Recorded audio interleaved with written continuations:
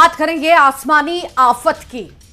तो आसमानी आफत कैसी है इसको आप समझिए कि अभी अभी कुछ देर पहले जो दिल्ली और एनसीआर का मौसम था वो अचानक से तेजी से बदला है और यहां पर तेज आंधी तूफान की स्थिति बनी है, तेज आंधी चली है और कई जगहों पर, दिल्ली में ही अगर बात की जाए तो दिल्ली में कई जगहों पर पेड़ गिर गए हैं। दिल्ली में 76 किलोमीटर घंटे की रफ्तार से हवाएं चली हैं। आंधी तूफान की तस्वीरें जो है एनसीआर में हम देख पा रहे हैं। यहाँ पर तेज धूल हवा यहाँ पर चल रही है, आंधी आ रही है। हालांकि यहाँ पर ये देखिए तस्वीर, यहाँ पर आप देख पा रहे होंगे लोगों को सड़कों पर। तेज बारिश भी हुई है, आंधी भी चली है।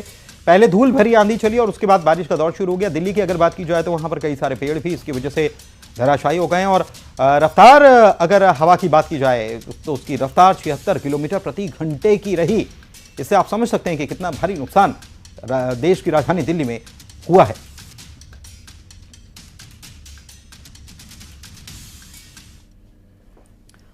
और पूर्वोत्तर के राज्यों की जो है मॉनसून जमकर यहां पर बरस रहा है। सेवन सिस्टर के नाम से प्रसिद्ध मणिपुर, असम, मिजोरम, सिक्किम और त्रिपुरा, अरुणाचल प्रदेश में जमकर बारिश हो रही है।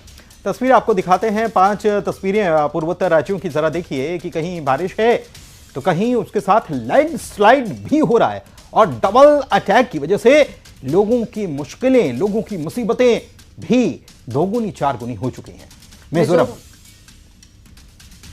मिजोरम में जहां तेज बारिश और लैंडस्लाइड की वजह से कई घर धराशायी हो गए हैं, नुकसान पहुंचा है, सड़कें टूट गई हैं, तो वहीं सिक्किम का हाल भी बेहाल है। वहां पर भी लैंडस्लाइड की वजह से गांवों का संपर्क एक दूसरे से टूट चुका है।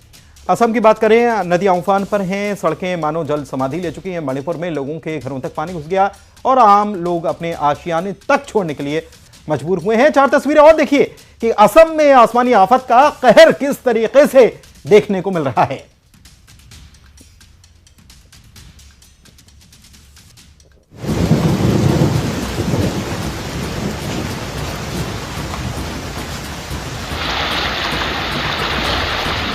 मई का महीना गुजर गया जहां मौसम बार बार यू टर्न लेता दिखा।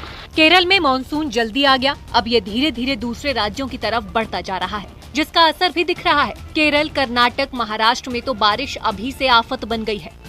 तो वहीं पूर्वोत्तर के राज्यों में मॉनसून जमकर बरस रहा है। असम, मणिपुर, मिजोरम, सिक्किम, त्रिपुरा, अरुणाचल प्रदेश में जमकर बारिश हो रही है। असम में हालात अभी से खराब हो गए हैं, नदियां उफान मार रही हैं।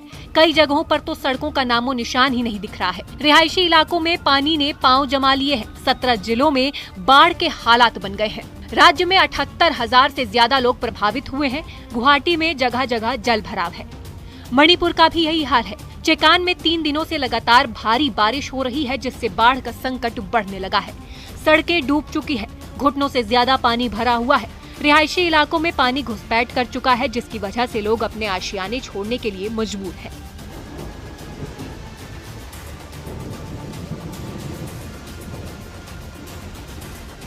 मेघालय में जमकर बारिश हो रही है।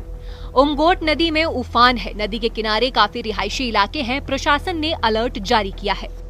त्रिपुरा में भी आसमान से लगातार बारिश बरस रही है। राज्य के सभी 8 जिलों में बारिश दर्ज की गई है। लोगों को जगह जगह जलभराव का सामना करना पड़ रहा है। सिक्किम में पिछले कई दिनों से लगातार हो रही बारिश की वजह से हालात बिगड़ते जा रहे हैं। मंगन में तीस्ता नदी का जलस्तर बढ़ने की वजह से एक पुल बह गया।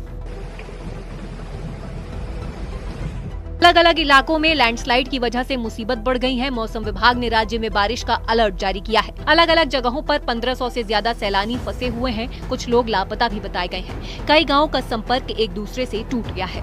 मिजोरम में जोरदार बारिश हो रही है, जिससे आम जनजीवन पटरी से उतरता दिख रहा है। कई जगहों पर लैंडस्लाइड हुआ है। कई घरों को भी नुकसान पहुँचा।